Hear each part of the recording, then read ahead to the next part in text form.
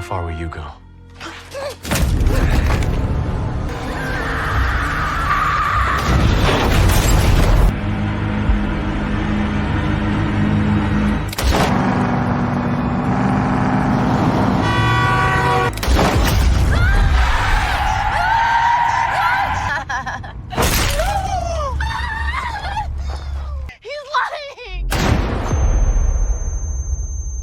Bloodstar tahun 2024 adalah film trailer psikologis mengisahkan seorang wanita yang mencoba melarikan diri dari masalah dengan keluarganya dalam perjalanan melintasi gurun luas di New Mexico tanpa sengaja bertemu dengan serif penegak hukum yang manipulatif dan berbahaya. Situasi ketika berubah saat ia dijebak dan diburu tanpa ampun. Sempat mendapat bantuan, namun harapannya pupus ketika serif itu berbuat nekat dengan menghabisi siapapun yang menghalanginya. Menghadapi kengerian sendirian membuatnya terpojok dan disiksa. Muncul sebuah pertanyaan terkait motif serif itu melakukan kejahatan ini dengan brutal. Apa yang akan terjadi selanjutnya? Langsung saja siapkan bantal guling dan tempat ternyaman kalian. Selamat menonton!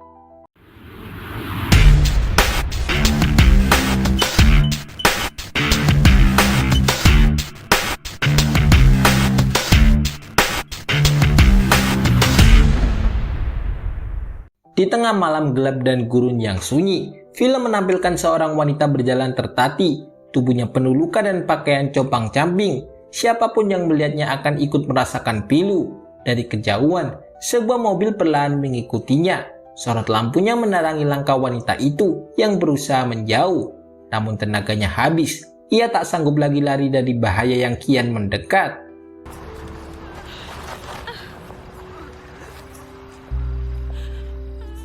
Wanita muda yang pasrah pada nasibnya tiba-tiba dikejutkan oleh sesuatu yang tak terduga.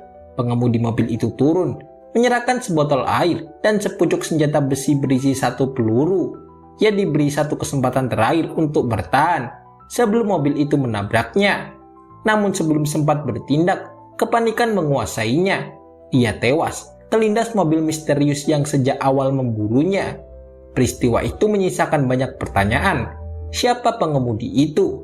Apa motifnya? Dan apa sebenarnya tujuan di balik teror ini?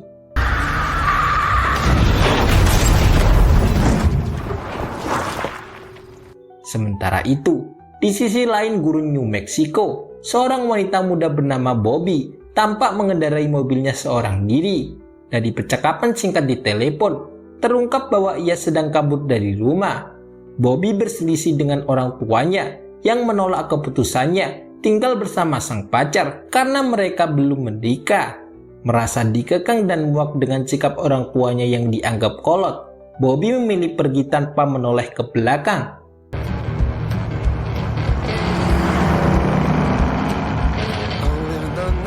Setibanya di rest area, Bobby menyempatkan diri mengisi bensin di SPBU setempat. Tanpa sengaja, ia bertemu Sheriff Bliston, penegak hukum dari kota kecil di sekitar gurun. Sang sheriff menasihati Bobby untuk segera mengganti ban mobilnya yang sudah tipis. Ia khawatir sesuatu bisa terjadi jika Bobby terus melaju di jalur gunung. Bobby mengucapkan terima kasih, namun menganggap saran itu remeh dan memilih segera pergi.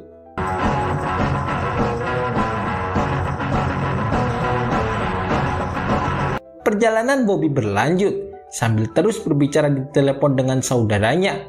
Dalam percakapan itu, saudaranya menyarankan Bobby untuk mencari pacar lain, mengingat hubungan Bobby yang menimbulkan pertengkaran hebat dengan orang tuanya. Saudaranya khawatir jika Bobby terus membangkang, ia akan dianggap durhaka. Bobby yang merasa disalahkan tak bisa menahan emosinya.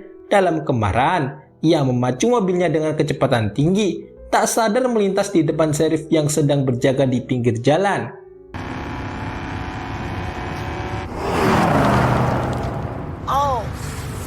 Sadar bahwa tilang sudah di depan mata, Bobby cepat-cepat merias wajahnya, berharap bisa mendapatkan keringanan.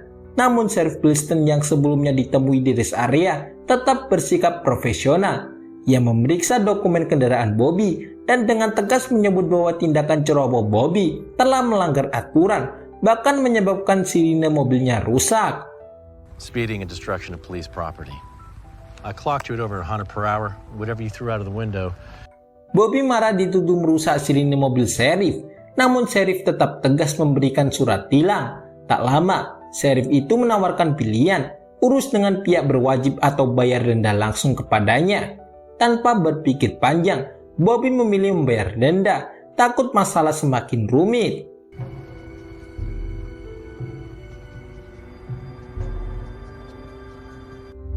Keputusan Bobby justru menjebaknya dalam masalah baru. Ia tak membawa uang tunai.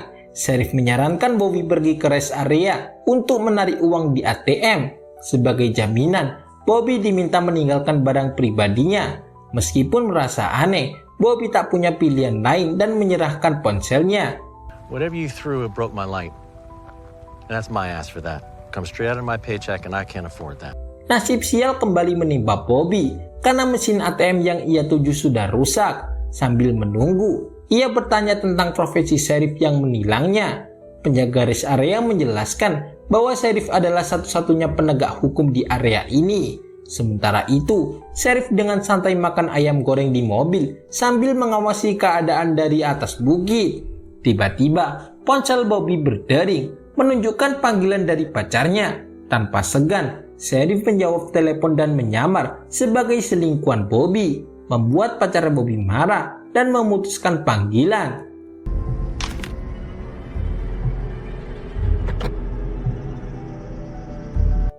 Perjalanan Bobby kembali terganggu saat ia melihat Sheriff bersiap membidiknya dengan senapan dari kejauhan. Tanpa alasan jelas, Bobby melaju dengan kesal, berusaha menyalip truk yang berjalan pelan.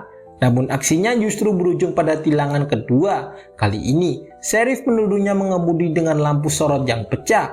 Padahal itu akibat tindakan Sheriff sendiri, meski ia tak mengaku dan tetap melanjutkan rencananya.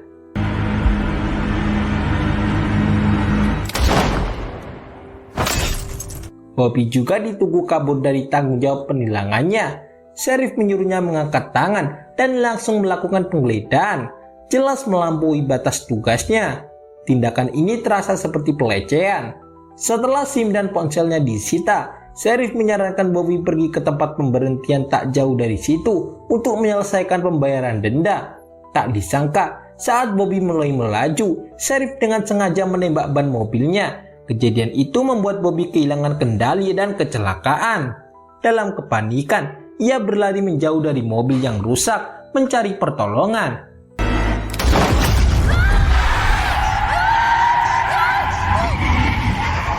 Setelah berlari cukup jauh, Bobby menemukan sebuah kafe di tengah gurun. Tanpa ragu, ia masuk dan melihat uang milik petugas tergeletak. Dalam kepanikan, Bobby mencurinya untuk menelepon. Panggilan tersambung ke pacarnya. Namun karena cemburu, pacarnya tak peduli dengan penjelasan Bobby dan segera memutuskan telepon.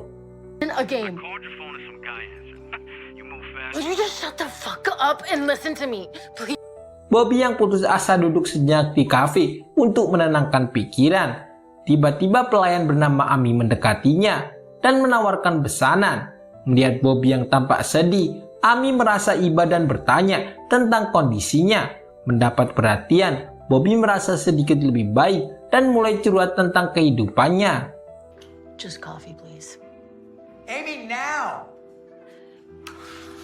Be right. Tiba-tiba, Sheriff muncul di kafe diikuti mobil derek yang membawa mobil Bobby. Bobby terkejut melihat mobilnya kembali dalam kondisi sempurna. Tak ingin terburu-buru, ia mencoba mengamankan diri ke toilet. Namun karena tak menemukan jalan keluar, ia terpaksa kembali ke ruangan dan menghubungi saudaranya untuk minta pertolongan.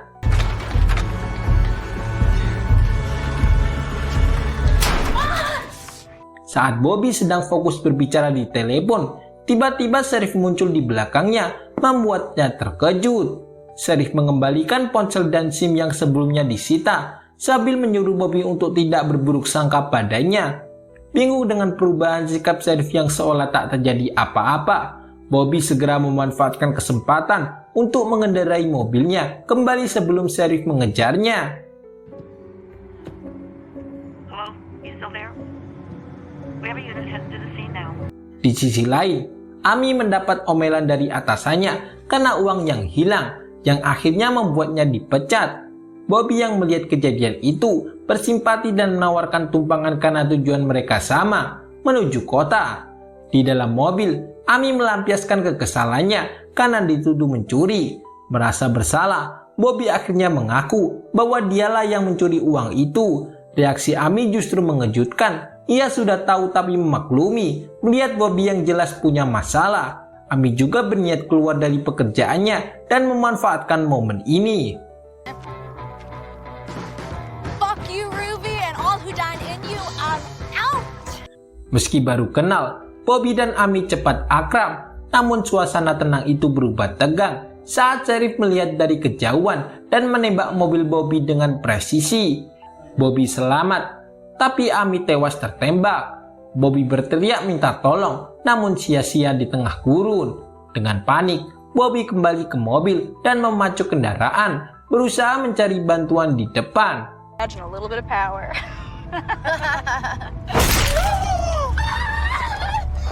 Setelah perjalanan jauh, Bobby akhirnya menemukan truk kontainer yang berhenti di tengah jalan dan berniat meminta bantuan pada sopirnya. Namun Sheriff datang mengejarnya dan menyatakan bahwa Bobby adalah buronan polisi yang harus ditangkap. Karena takut terlibat, sopir truk memilih mempercayai Sheriff.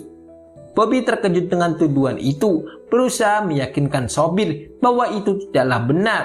Tiba-tiba suara tembakan terdengar. Sheriff menembak sopir truk yang tak bersalah.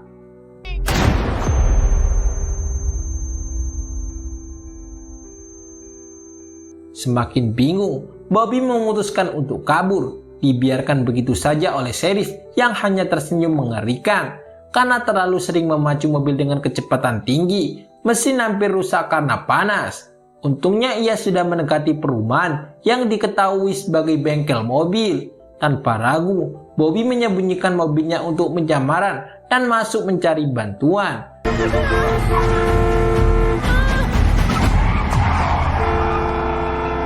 Terdengar langkah kaki, Bobby bersiap menghadapi kemungkinan terburuk. Dengan cepat, ia menghantamkan balok kayu ke orang tersebut, membuatnya kesakitan.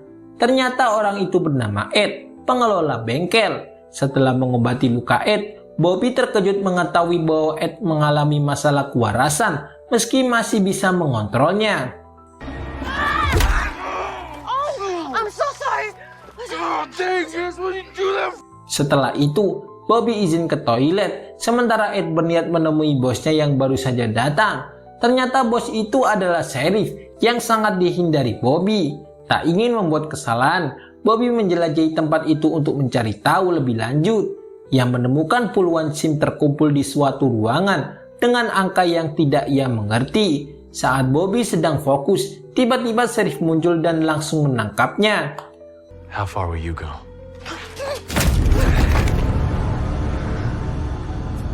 Bobby kini terikat pada kursi, terkejut mengetahui bahwa Ed dan Sheriff adalah saudara yang bersekongkol dalam kejahatan ini. Puluhan SIM yang ia temui adalah bukti korban-korban Sheriff. Dengan angka di setiap SIM menunjukkan sejauh mana mereka berusaha melarikan diri. Sheriff mengungkapkan kebenciannya terhadap wanita yang menurutnya selalu menyakiti hati pria dengan perkataan mereka, seperti yang dialami Ed saudaranya. That's enough.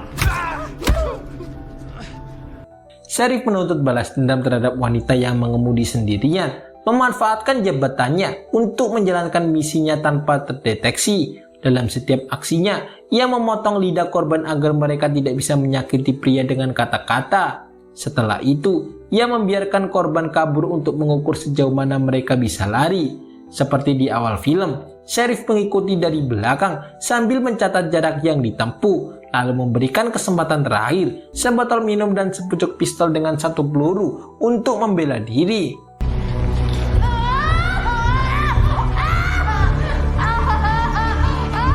Alih-alih mengikuti rencana Sheriff, Bobby justru memilih menembak ke arah kepalanya sendiri. Sheriff terkejut dan berhenti untuk mengecek kondisinya. Ternyata itu hanyalah tipu muslihat Bobby untuk menjebak Sheriff. Melihat kesempatan, Bobby menyerang Sheriff, merebut mobilnya dan kabur. Lebih parah lagi, Bobby memutar balik mobilnya dan menabrak sheriff sebagai balasan atas kejahatannya.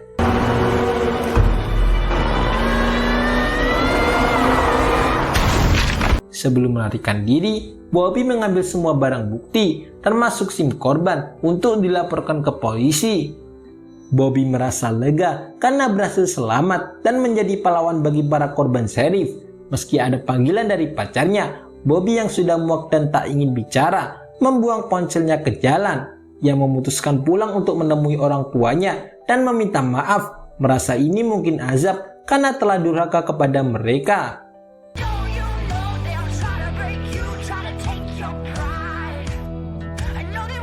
Tamat, itulah akhir dari film Bloodstar tahun 2024. Bobby menunjukkan ketahanan luar biasa saat menghadapi situasi yang mengancam nyawanya.